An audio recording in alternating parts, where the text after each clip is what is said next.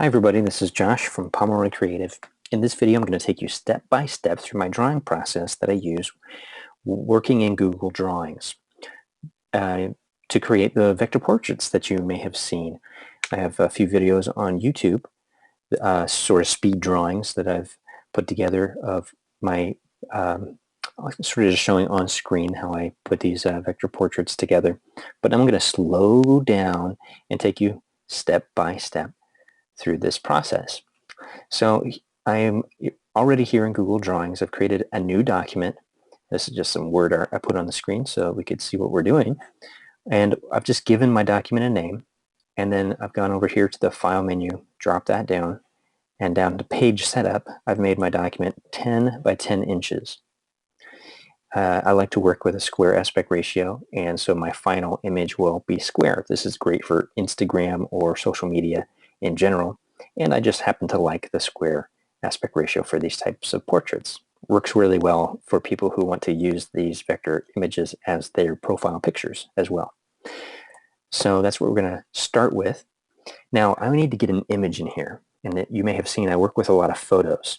And basically what I do is trace bits and pieces of a photo to build up a version of that photo that has an illustrated quality to it. And so what we're going to do, Justin Timberlake today. Now some people say I look a little bit like him. I've just admired him for a long time. I enjoy his music. And I thought, why not? We'll just do Justin Timberlake. So what I'm going to do is just keep this entire video inside Google Drawings. You can upload an image in several different ways. You can even grab an image that you already have in your drive. But I'd like to show you what I do quite often is I just use the Insert menu, drop it down to Insert an Image, and then go over here to the Search tab. And you can see here this will search Google, Life, and Stock Images. And by the way, the results shown are labeled for commercial reuse with modifications. So this just helps us get images that won't cause us to get into trouble. So it's very handy and very helpful for designers. If you're creating a flyer, this is a great way to get some stock images into your document that you know are going to be safe to use. So I'm going to look for Justin Timberlake just by typing this in. Whoops.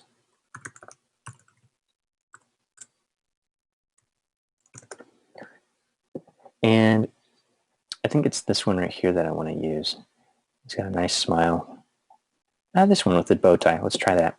Okay, so I just clicked it to select it and then hit the blue select button, and this imports it right into my Google Drawings canvas. Now it's not a square image, but we're not going to worry about that. Okay, what I'm going to do is actually move it over just a little bit, because what I want to do is give myself enough room here to recreate or rebuild this photo in small vector chunks. Okay, so what I usually like to do is start with the sort of biggest, chunkiest pieces. A lot of times you'll see that I just basically create a silhouette of a person's face or head, and then move on from there, grabbing smaller pieces to create details as they build up on top of each other. So I do a lot of grouping, a lot of overlapping, and I use the Polyline tool. Now the Polyline tool only creates straight lines, and that has actually influenced sort of a style that I've been developing over the last few months that's sort of like a low poly 3D model type of look, and I really like it. I really dig that kind of look. So that's where we're going to just be using the Polyline tool for this entire portrait illustration. So the next thing I'm going to do is kind of get a good zoom level, something that I don't want to work in. I don't want to be zoomed way out and be clicking way off when I start making these shapes. So if you use the Command Option and the plus minus keys if you're on a Mac, or the Control Alt plus minus keys on a PC or Chromebook, that can zoom you in and out very quickly. So I can punch in just holding down Command Option plus, zooming again, and I navigate around the page with I'm using a mouse, nothing special, but if you hold Shift, you can scroll horizontally, and without holding Shift, just using the scroll wheel, you can scroll vertically. So that's just how I get around my canvas actually very quickly. So I'm going to zoom out just a little bit more, and I'm just going to start with a big silhouette of his head. So I've got the Polyline Tool selected, and I'm just going to start down here and start clicking.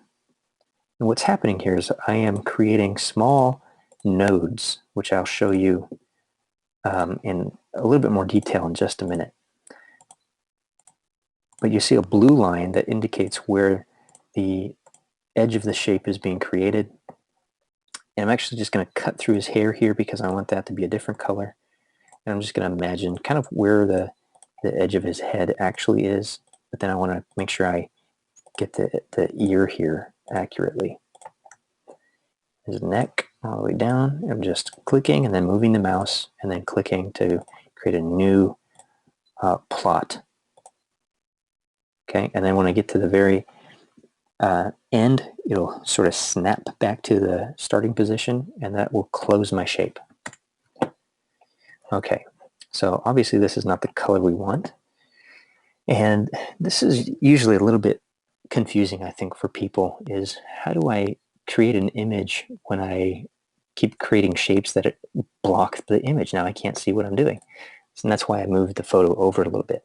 So I'm just going to grab this big shape, and just holding shift, I can move it over without moving it up and down accidentally.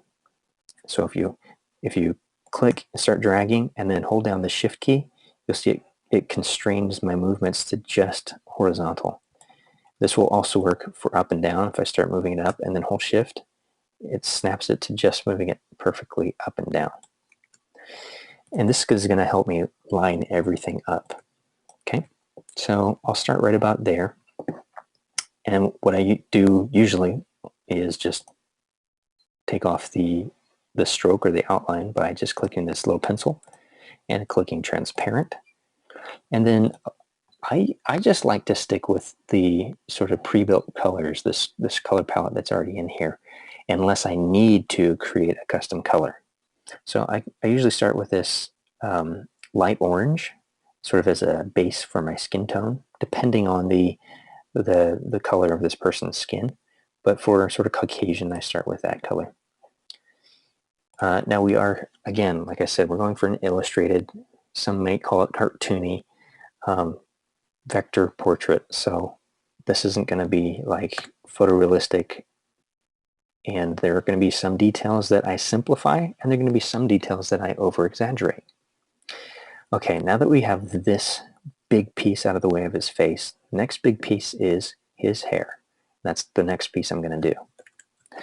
So again, the same technique. Now you can see there are no lines in this photo, and so I'm just sort of interpreting sort of my best guess, as well as sort of inserting my own style, my own way of doing things. I like to make the hairline kind of like that, so it's not like you see the individual hairs, but you see sort of the like if you group a bunch of hairs together, you get kind of a chunky shape. And so I'm not trying to draw individual hairs here. I'm trying to get the sort of an abstract idea of his hair. And it's a little bit spiky, it's short, and so I'm just interpreting, not drawing exactly what I see, because actually this photo is quite blurry. And what we're creating is extremely defined shapes. So I'm going all the way around here. I get to his ear. I'm going to go around his ear.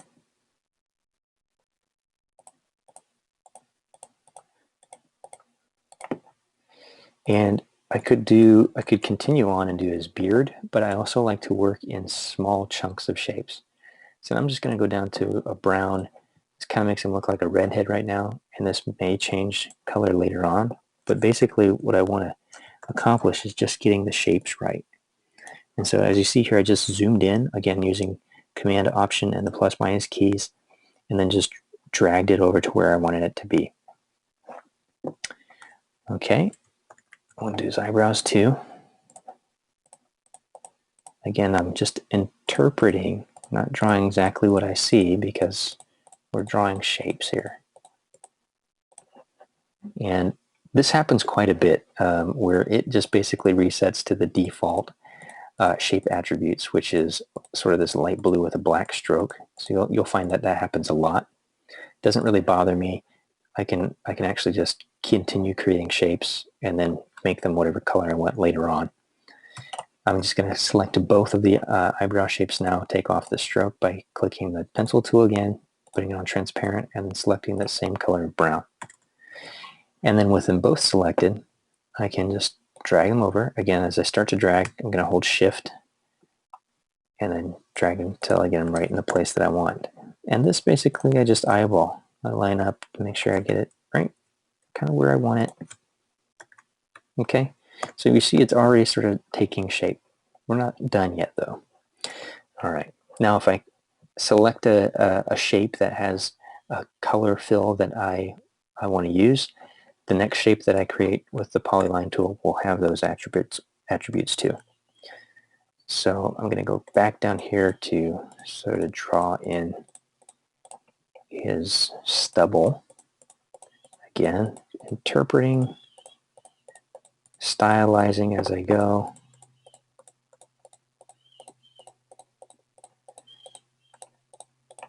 Now this is definitely not as thick as the hair on top of his head, and so we're going to deal with that by creating a custom color.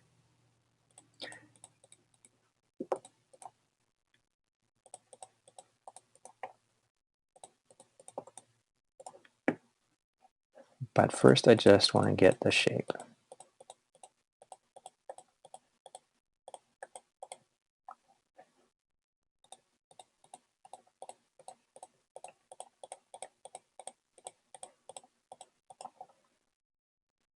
So you see how I, even like his beard here, I do it in pieces. Right here under his lip, we'll get that too.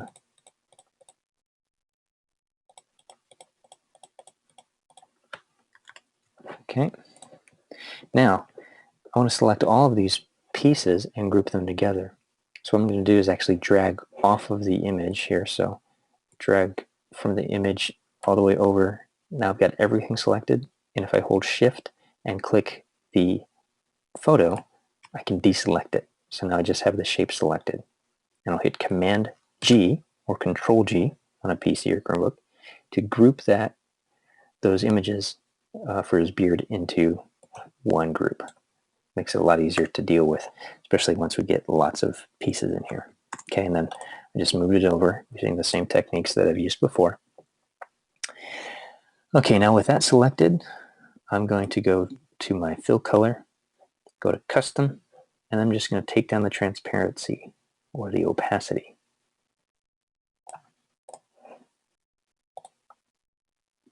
That's probably pretty good. And I actually don't even mind that this overlaps here at this point. I'm going to, with let's select that shape again so we get the attributes of that shape. And it's a little darker underneath his chin here, so let's create a shape for that. So I'm thinking in terms of shapes. So I'm breaking up the light and the actual objects, which in this case is just his beard, into shapes that I can manage and move around. Okay, it's even still darker under his chin right here, so I'm going to create a smaller shape right there and make it our hair color shape, and that should go right about here.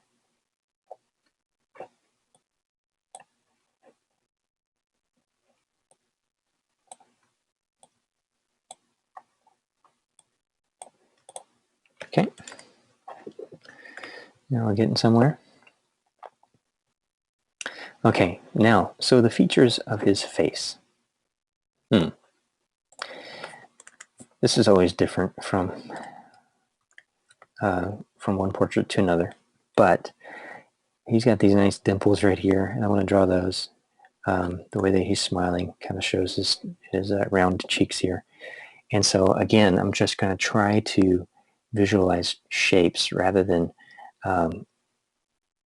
forms, because as I create these shapes, it will interpret, it'll come across as if they were forms, if that makes any sense. So I'm going to start clicking around and turn that into a shape. And then right here, and oftentimes just to sort of give myself a guide, as well as this is just kind of what happens with when you take pictures of the human face, the eyes are actually inside the skull, right? So all of this, I'm just going to create a darker shape, and then I'm going to build on top of that more overlapping shapes. So as I move that over, I want this to be right about there and underneath those eyebrows, so I can hit Command and the down arrow until I'm underneath everything. I could also hit Command Shift down, and that will move it to the back, and then use Command up to bring it on top of the face right there.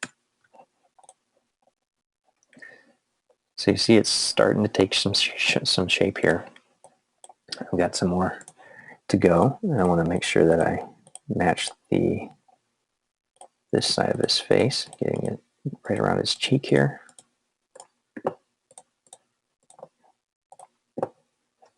And then the end of his nose where it's darker, and darker still right here by the nostril. I'm going to use a different color. And you can see you can draw a shape and then select a color after the fact. It doesn't have to be in a certain order. You don't have to create the, choose the shape first, or choose the color first. Okay, so now I've got a bunch of shapes again piled up on top of this image. I'm going to drag select and then hit Shift to deselect the image, then Command G to put those into a group. I'm going to move all of them over here and then set them below his stubble here, and then make sure I get it lined up right. Okay, now we start to see the nose, the nostril, his cheeks. Okay, he also has, and I can see this now, there's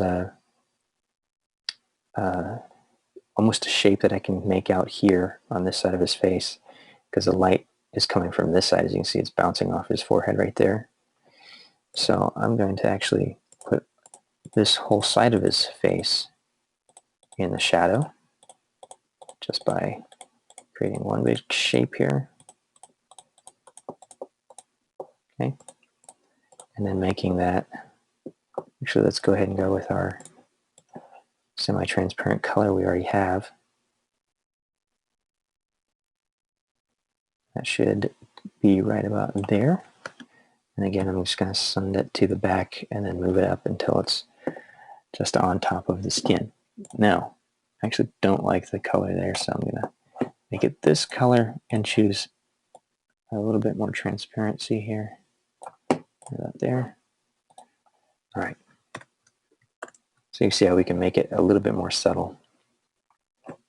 Okay, let's do his ear next. So you can also use the zoom tool here and click and drag to zoom in onto selected areas that you want to focus on.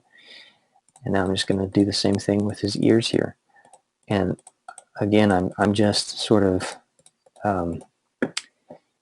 just using my own discretion to say, here's what I want to be one shape, here's what I want to be another shape.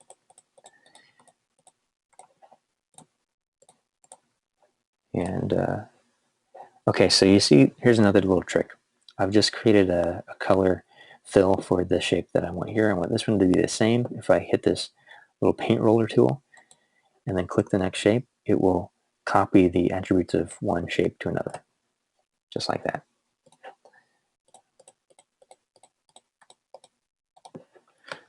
Okay, so there are 3 shapes there that will define the detail of his ear. Move those over. Look back at the original to get the placement just right. About there. And if you hold Shift when you're moving things, it will nudge them little by little. If you don't hold Shift, it will move them in bigger increments.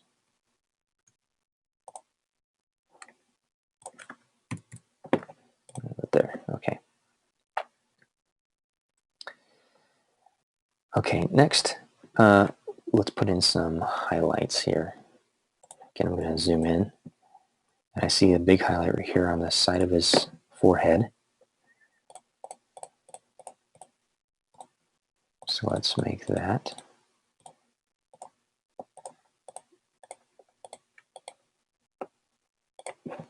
Take off the stroke again, and we'll make it our sort of lighter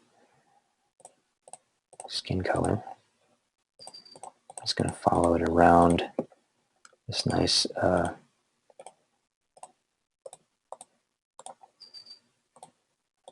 edge of light here. Also in the edge of his nose.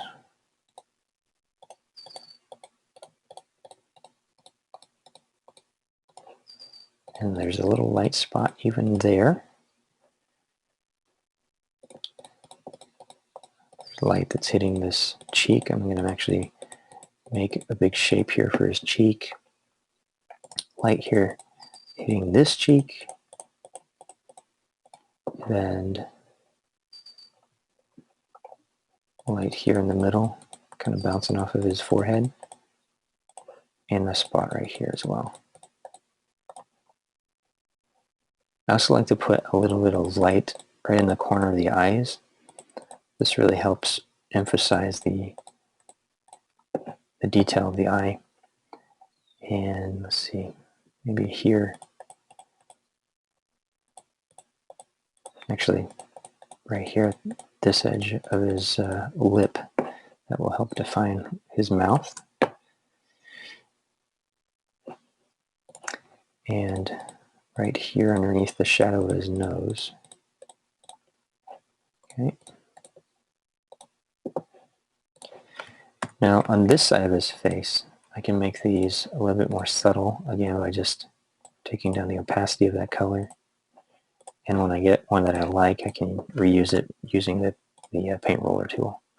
Again, I can drag to select, hold Shift to deselect the image, and just drag it all over. These little details are really going to help start defining the features of his face. Again, I can move them beneath the shapes that I want them with Command up and down. So now we start to see sort of the forms of his face beginning to take shape. Let's tackle the eyes, okay? I love doing eyes, and often what I do is I will over-exaggerate them. In this case, I don't want them to look unnatural. But what I'm going to do is build these up little by little. I'm going to use brown sort of as my base. Okay, I want to get his something that looks like eyelashes, but not like he has mascara on. So just those 2 shapes there can define where these eyes are going to go. And then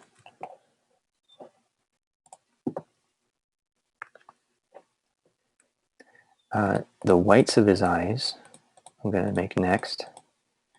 And they are not white though, as you see. They're actually almost a dark gray. And that's because they are in the shadow.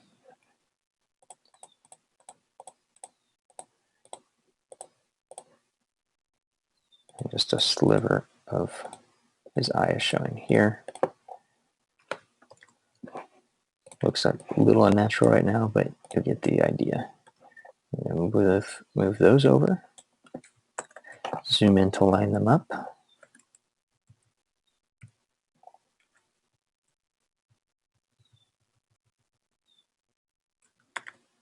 Go back to the original to make sure that they're in line. And that looks pretty good. Okay, and I think that he has blue eyes. It looks like blue eyes in this image. But the next thing I'm going to do is actually draw the pupils. I'm just going to make all of this black. And as you might have seen, I like to create shapes and then build up smaller shapes on top of that. So I'm going to select these two pupils and just move them off to the side here. Like that there, and then move my image over. And treat these as if I was just drawing the eyes. So I'm going to over-exaggerate the eyes. Here's the iris. I want to make this maybe this almost like a dark teal. Do the same here. And then on top of that, give it another lighter blue.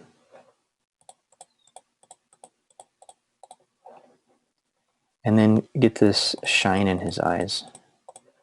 And to do that, I'm going to use white and then take down the transparency, or take down the opacity. And there's kind of two shines in his eyes. And one's a little brighter, one's not so bright. So what I'm doing is just creating polygons. And as they build up on top of each other, when you're using a semi-transparent color, they become more intense. I'm also going to create a little bit of light at the base of his eye right here. This is going to help show that the eyes are actually circular and wet. Kind of gives them a little shine. Okay, so I just moved those over to line them up with the shape of the eye that I drew in black. I'm going to select all of that, put it into a group, and then click and drag it over, holding Shift to line them up with where I have prepared them to be.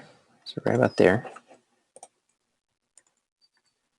And you see now we've got a nice face, and this one looks a little bit like he's got big eyelashes. So I'm gonna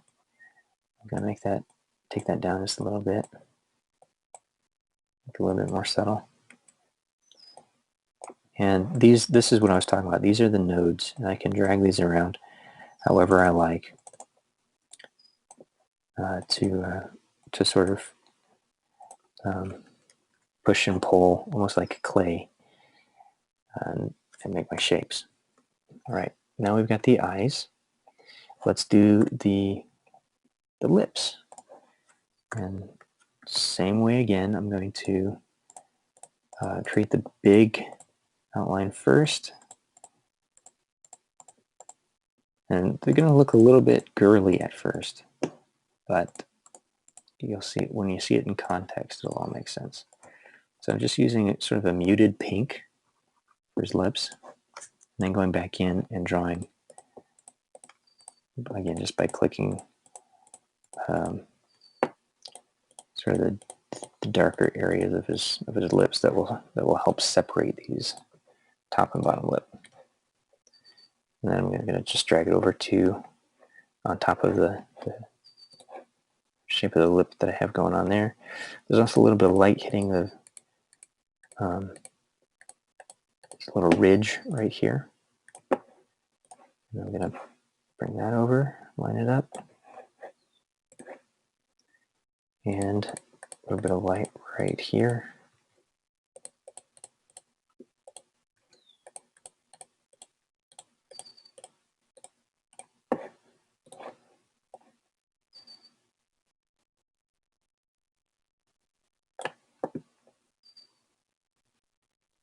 Okay, and that might be good enough. Put that into a group, drag it over, make sure it's lined up right.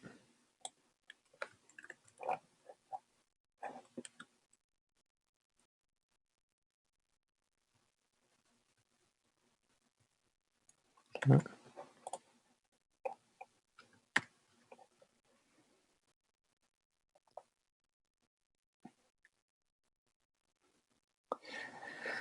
Alrighty.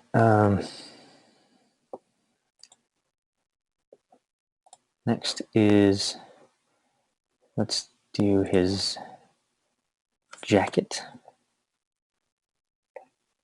And I'm actually going to click outside the photo and just go all the way through his neck here, because we're going to put this big black shape in the back of everything. And I'm going to extend out where I think the shoulders are going, and then just click down. And if you hold shift, you can snap this line. I'm just going to snap it to straight. And again here, so I get a straight line on the bottom, and then connect with my beginning point. I take off the stroke, make the shape black, drag it over where I think it should go. Command Shift down arrow to move it to the back. Okay, now let's do the shirt.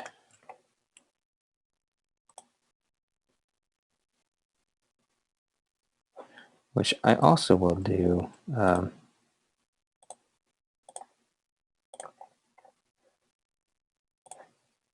You see, I'm actually just drawing through other objects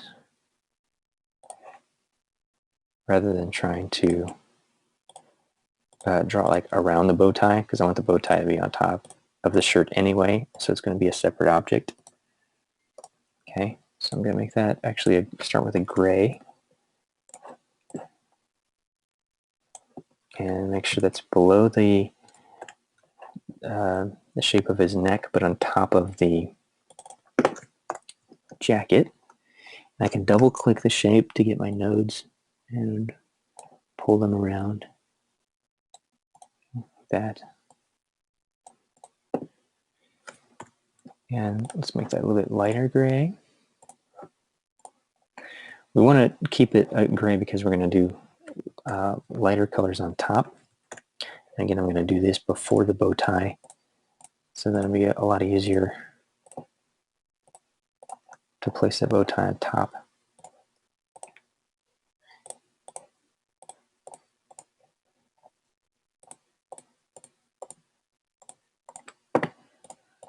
Okay, go for a light gray over here as well as collar.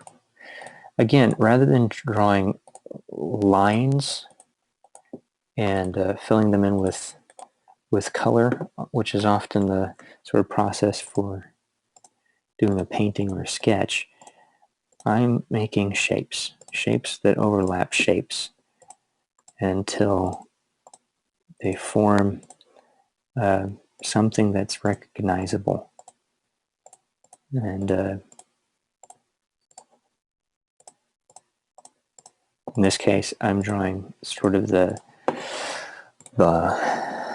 light of that's hitting the shirt. Okay, now I'm going to drag that over again and make sure it's below the skin, but on top of the gray. And then line it up.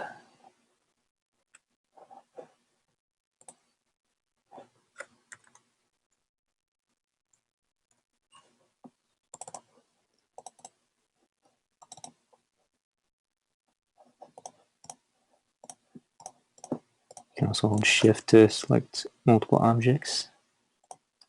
There we go. I'm just going to select all these and drag them down to stretch them a little bit. All right, now we'll go in and do the bow tie.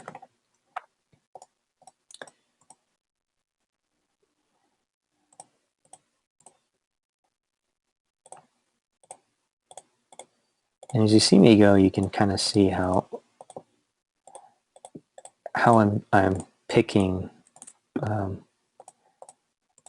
what to simplify, what to sort of redefine and alter. So I've just made a big black shape for his bow tie and drag it over to line it up, get it right where I want. Then I'm going to make sort of a highlight on top of this bow tie that will help redefine the knot, and that it is actually a bow tie. Okay, that's good enough. And then I'm just going to select all those shapes and make it a dark gray. Drag it over. And use the arrow keys to nudge it into place. Okay. And I'm going to do the same here with the jacket to help define some of these details.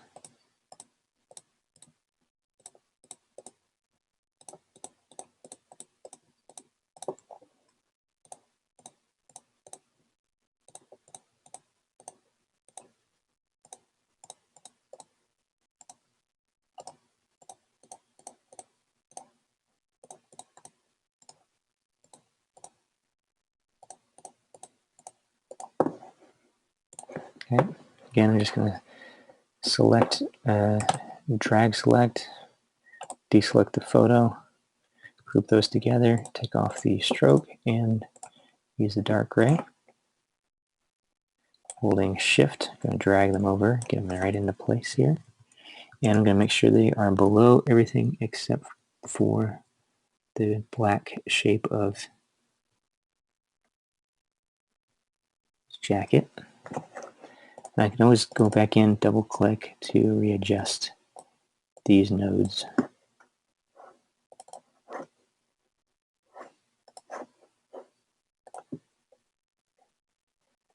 Okay, I'm going to go even one lighter right here on the edge of this collar.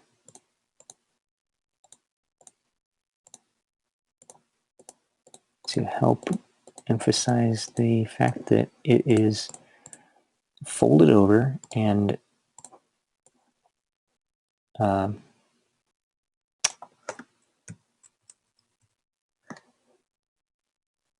top of his skin. So that's actually going to end up being white.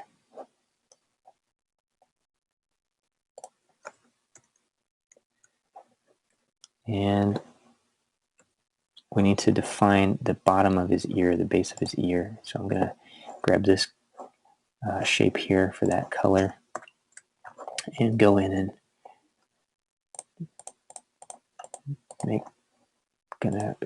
make a shape of some of these shadows. And this one is actually a little bit darker right at the base of his ear. So I'm going to make it that color. Holding shift, I can drag it over.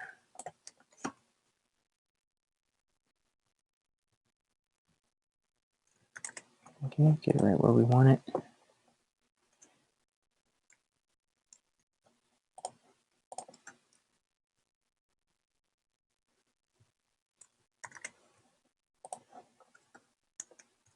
And this shape I'm going to make a little bigger.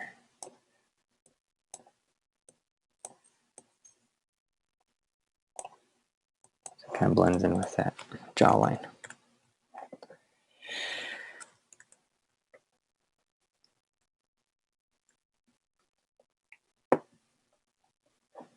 At this point, you can kind of just evaluate what else it might need, make little adjustments,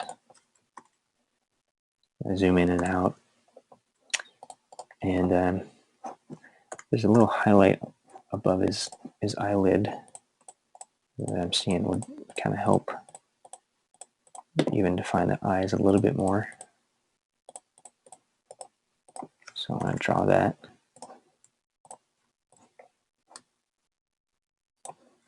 And then drag it over.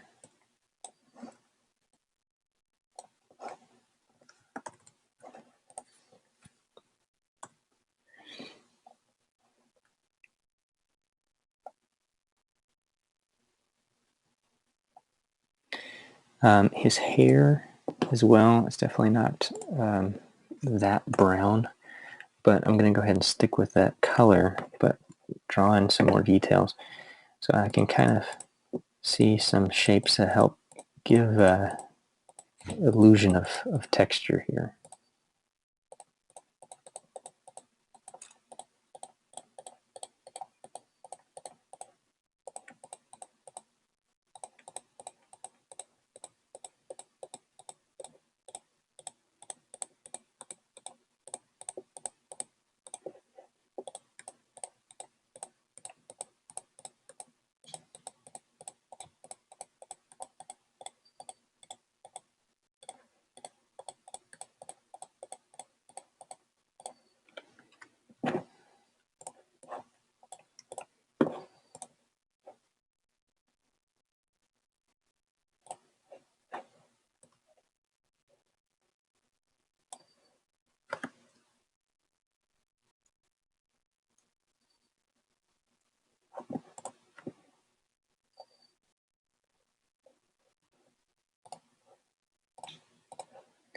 And I'm going to make that slightly transparent.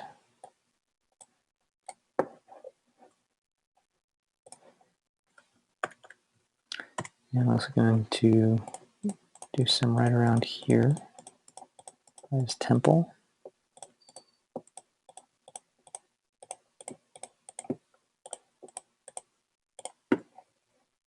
And kind of at the bottom of his eyebrows. Okay, and then those are all going to be that same dark brown color that has slightly transparent.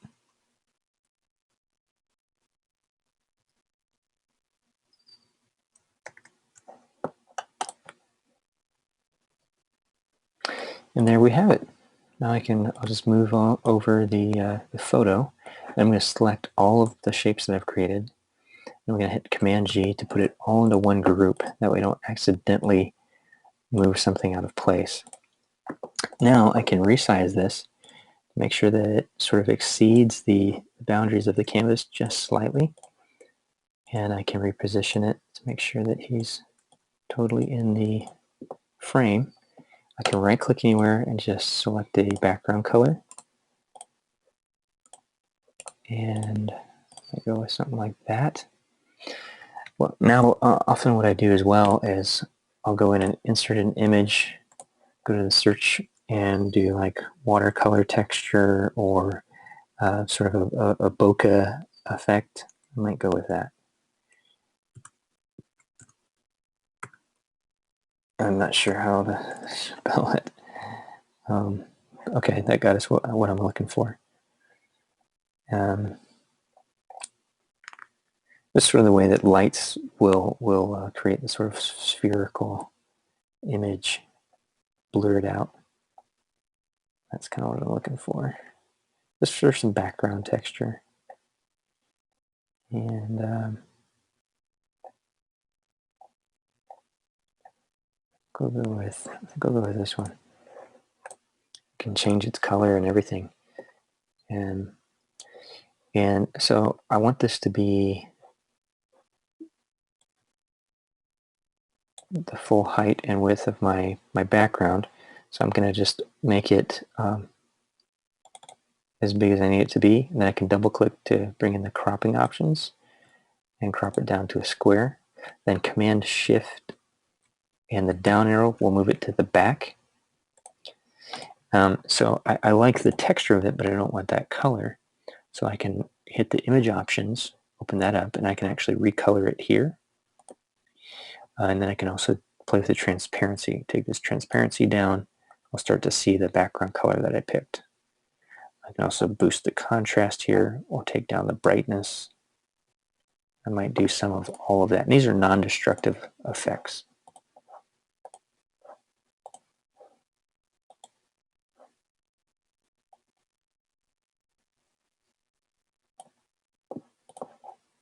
I can even invert it.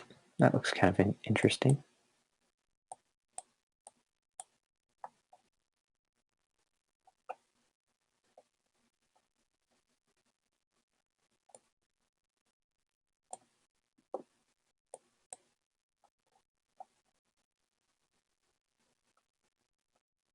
Actually, maybe we'll choose a, recrop that, there we go.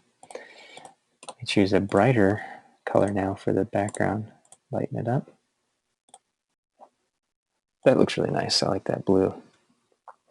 Okay, so now we have the original image that we started with and our portrait illustration side by side. And if I go now to File, Download As, I usually choose PNG. That's usually the best quality, nice and sharp lines image file. And that's what I'll use. Sometimes I will also use Pixlr Touch-Up, which works as a Chrome extension to do some editing. And I can just drop the file in here and do some effects if you like a sort of a vintage style. You see how I can change a lot of the tones and colors of this and take down the amount just to get it just right. Maybe so it doesn't look so so flat in color. So maybe I like that. But then I can also go to adjustments and play with the color, the saturation, the contrast. So I might actually boost the contrast a little bit. Maybe take down the brightness just a touch. Something like that. You also have overlays, so we could give us a nice overlay. I do this quite a bit, and it really gives a nice effect. Something like that, or even some of these bokeh effects.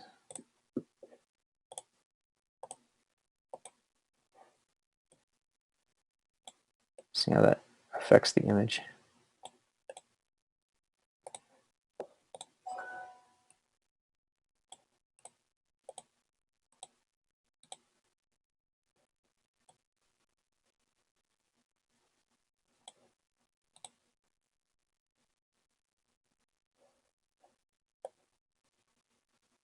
Maybe something like that, just a little more subtle.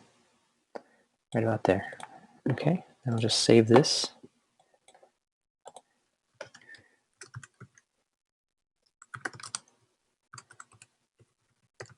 Justin Timberlake,